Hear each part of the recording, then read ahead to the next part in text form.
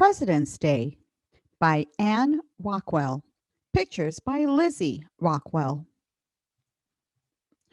President's Day is when we celebrate the birthdays of George Washington and Abraham Lincoln.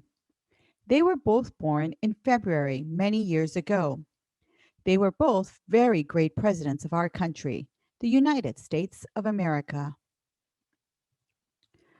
Grown-ups vote every 4 years to choose the President of the United States. Each person votes for the person he or she believes will make the best leader.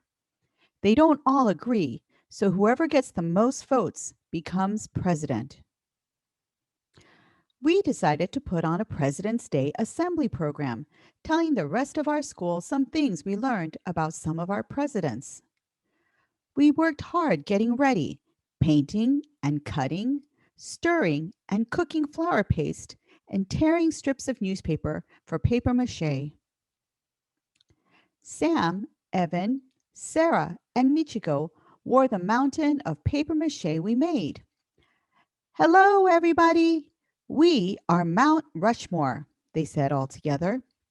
The faces of Presidents George Washington, Thomas Jefferson, Theodore Roosevelt, and Abraham Lincoln are carved 60 feet high on our hard granite cliff. Now, each of these presidents will tell you about himself. I was George Washington. That's because my birthday is the same as his. I was born on February 22nd, 6 years ago, but George Washington was born more than 200 years ago. "Good morning," I said in a deep voice. "I led the American people when they fought to be free from the King of England. We won, so I was elected the first president of a brand new country called the United States of America."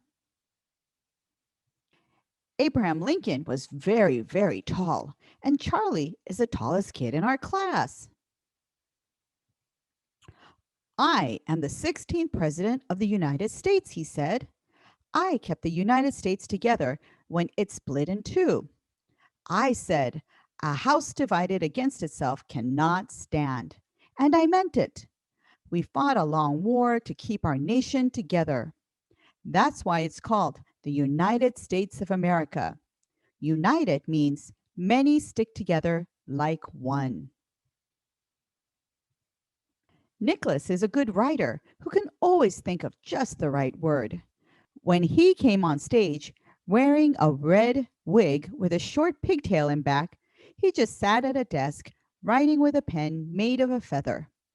Everyone waited patiently while he scowled and scratched his head, crumpled pieces of paper, and tossed them into the wastebasket.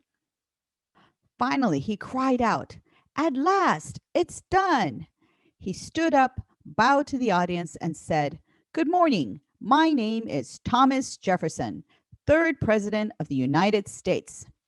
I wrote something called the Declaration of Independence that told why we wanted to be free from England. It's pretty good, if I do say so myself." He started to read what he wrote, but suddenly Jessica came galloping out on a hobby horse. "Good morning," she shouted. "My name is Theodore Roosevelt, but you can call me Teddy. I'm the 26th President of the United States. When I was a kid, I was sick a lot and couldn't go out to play. But when I grew up, I was healthy and strong and loved the outdoors. I wanted a lot of this big, beautiful land to always be wild. That's why we set aside more land to be national parks where plants and animals could always be wild." Pablo and Evelyn came out on stage carrying the long mural we had painted of giant redwood trees, the Grand Canyon, Old Faithful spouting, and animals in the Everglades. The rest of us joined them: Mount Rushmore, George Washington, Abraham Lincoln, Thomas Jefferson, and Teddy Roosevelt on his horse. We bowed while everyone in the audience clapped for a long time. Back in the classroom, we had an election. Everyone wrote the name of someone who'd make a good leader on a piece of paper. I wrote Pablo's name because he's smart and never mean. We put each piece of paper in a box. Mrs. Madoff counted the votes.